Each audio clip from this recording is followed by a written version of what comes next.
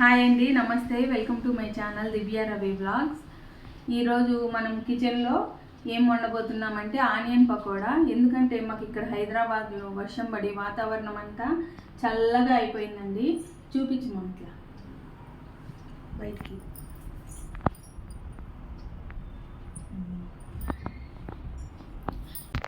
చూస్తున్నారు కదా ఎంత చల్లగా ఉందో. వాతావరణం చల్లగా ఉండేసరికి మా పిల్లలు ఆనియన్ పకోడా కావాలన్నారు. అది కూడా మెత్తని ఆనియన్ పకోడా. మా పిల్లలకు కానీ మా వారికి కానీ ఆనియన్ పకోడా, మెత్తని ఆనియన్ పకోడా అంటే చాలా ఇష్టం. అందుకని అది అడిగారు, ఇంక వాళ్ళు కోరారు కాబట్టి చేస్తున్నాను. ఎలాగో చేస్తున్నాను కదా, మీతో కూడా షేర్ చేసుకుందామని ఈ వీడియో తీస్తున్నానండి. మరి స్టార్ట్ చేద్దామా? ఆనియన్ పకోడాకి ఫస్ట్ మనం ఆనియన్స్ కట్ చేసుకోవాలండి.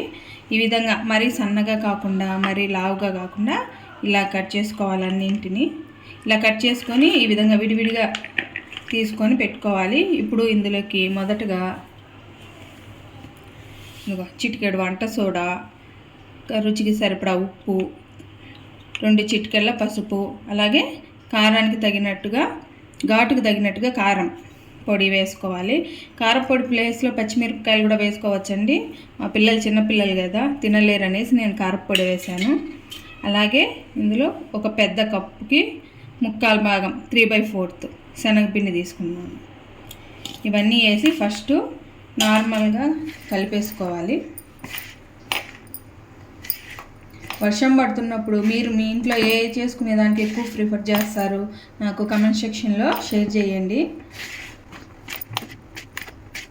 ఈ విధంగా అంతా కలుపుకున్న తర్వాత ఇందులో కొద్దిగా వాటర్ పోసుకుంటూ ఉండలు లేకుండా మంచిగా కలుపుకోవాలి.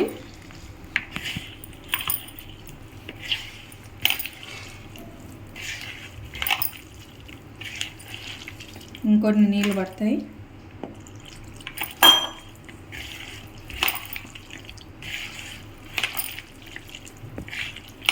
మర్చిపోయాను కదా చెప్పేది, నేను 2 పెద్ద ఆనియన్స్ని తీసుకున్నానండి. మీకు ఎన్ని ఆనియన్స్ కావాలంటే అన్ని తీసుకొని వాటికి తగినట్టు క్వాంటిటీస్ వేసుకోండి. చాలా టేస్టీగా ఉంటుంది. ఒకసారి మీరు చేసుకొని ట్రై చేయండి. మీరే చెప్తారు కామెంట్స్లో చాలా బాగుందనేసి. మీరు గట్టి పకోడా ఒకటే తెలుసా, మెత్తని పకోడా కూడా మీకు తెలుసా అన్న విషయాన్ని కూడా కామెంట్స్ రూపంలో నాతో షేర్ చేయండి. మీరు ఎప్పుడన్నా మెత్తని పకోడా తిన్నారా, లేదా అసలు మెత్తని పకోడా అంటేనే తెలియదా అన్న విషయాన్ని నాకు కామెంట్స్ రూపంలో తెలియజేయండి. చూడండి, ఈ కన్సిస్టెన్సీలో కలుపుకోవాలి. ఈ విధంగా కలుపుకున్న తర్వాత ఆయిల్ని స్టవ్ పైన పెట్టుకొని హీట్ చేయాలి. దీంట్లో కొంచెం పిండి వేసుకొని ఆయిల్ హీట్ ఎక్కిందా లేదా అన్నది ఒకసారి చెక్ చేసుకోవాలి. ఇంకా కాస్త టైం పడుతుంది. వేసినప్పుడు వెంటనే ఆ పిండి పైకి వచ్చిందంటే ఆయిల్ హీట్ ఎక్కినట్లండి. ఇంకా నాకు కొంచెం టైం పడుతుంది, వెయిట్ చేద్దాం. మరొకసారి కొంచెం పిండి వేసుకొని చూద్దాం.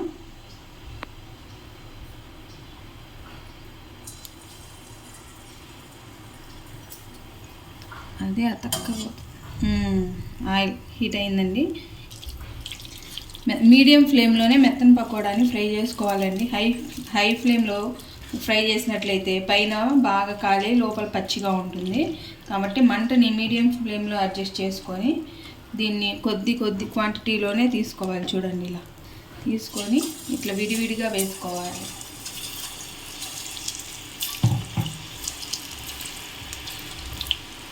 ఆయిల్ పొంగుతుంది, జాగ్రత్త.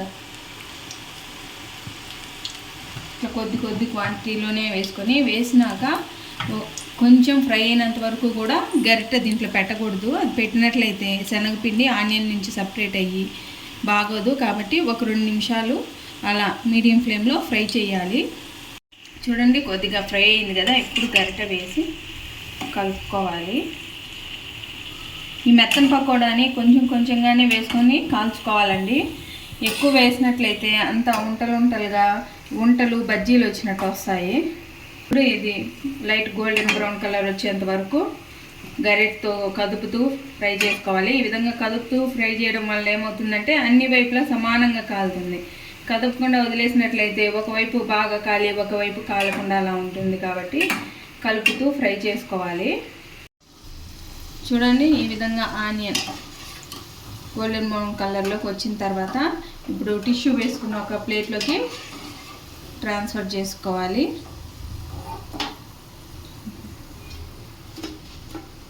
ఈ విధంగా టిష్యూ ఉన్న ప్లేట్లోకి ట్రాన్స్ఫర్ చేసేసుకోవాలి.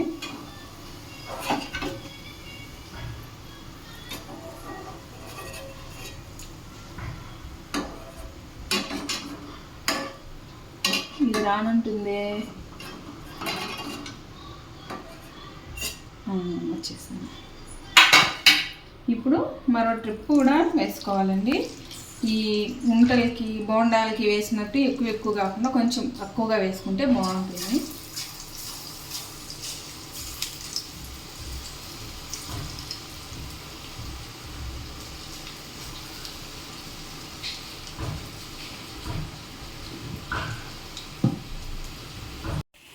చూడండి, ఈ విధంగా ఫ్రై అయిపోయిన తర్వాత టిష్యూ ఉన్న ప్లేట్లోకి ట్రాన్స్ఫర్ చేసేసుకోవడమే. అంతే అండి, మెత్తని పకోడా చాలా టేస్టీగా ఉంటుంది.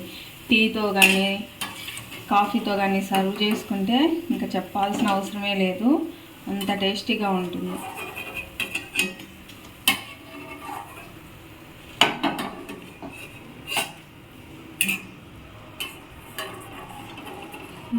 ఇవి కూడా పిండి పడుతుంది కదండి, ఇవి బూందీలాగా చాలా బాగుంటాయి. వాటిని కూడా వదలద్దు, మనం ఏటిని వేస్ట్ చేయకూడదు. ఇప్పుడు నెక్స్ట్ బ్యాచ్ వేసేసుకుందాం.